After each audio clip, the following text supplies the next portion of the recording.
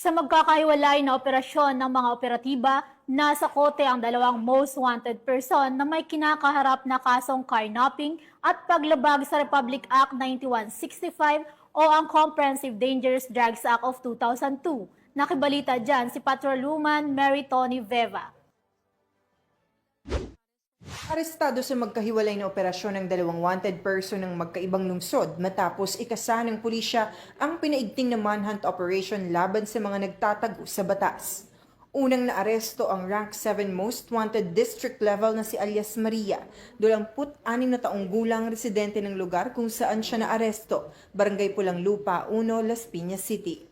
Siya ay inaresto ng tauhan ng Warrant and Subpoena Unit Las Piñas Police pasado alas 9 ng umaga dahil sa kasong Anti-Kidnapping Act of 1972 o RA 6539 na may piyansang halaga na 300,000 pesos. Inisyu ito ni Honorable Judge Maria Ludmila de Pio Lim ng Regional Trial Court, Branch 253. Samantala, nasa kote din ng Muntinlupa City Police Station ng Warrant and Subpoena Unit ang station-level top 10 most wanted na si alias Ernesto, 37 taong gulang, nagtatrabaho bilang truck helper at naninirahan sa Barangay Tunasan, Muntinlupa City kung saan siya naaresto.